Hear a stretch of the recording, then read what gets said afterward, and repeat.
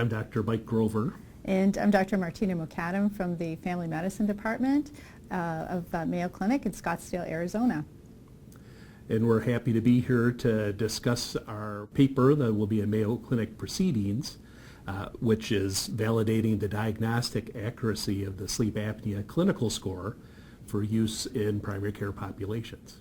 So the objective for this study was to validate the use of this clinical prediction rule in a new patient population in a new setting, as opposed to the referral patient population it was originally validated in. So this clinical prediction rule is basically based on four different criteria.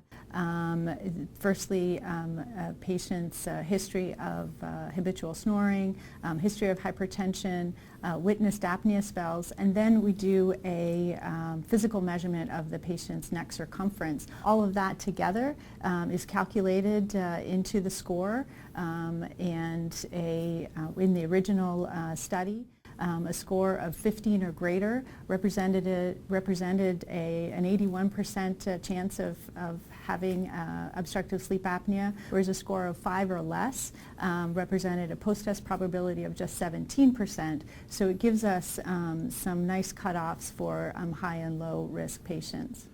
Well, we had seen this tool being used in our specialty practice, particularly in our preoperative areas, as a way to triage patients who might have increased risk for sleep apnea.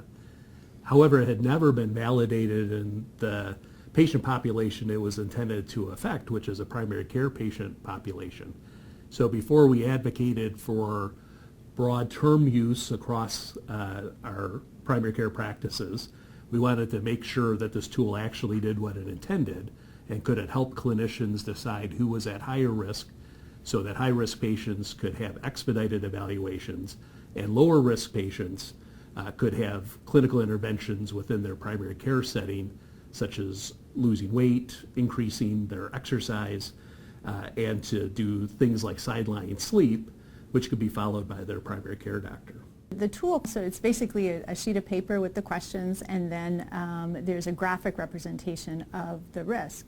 So it can be used during an office visit as a visual aid to help patients see where they are as far as their risk and help them in shared decision making.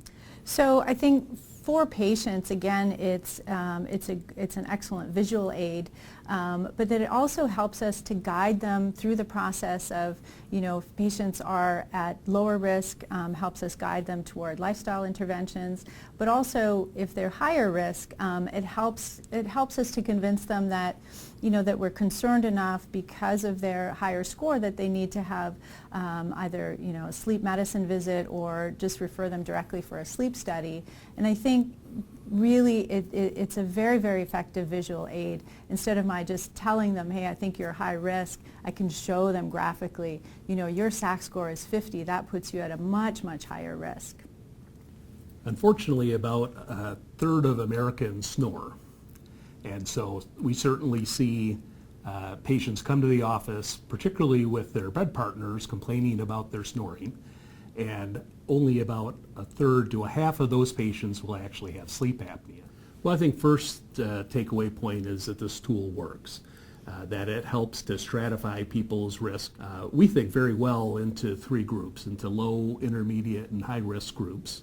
The second is that we need to show that people will use this, meaning can they use this reliably and with their patients to help stratify risk. Unfortunately, clinicians' own gestalt, their own sense of whether patients have sleep apnea, is not accurate.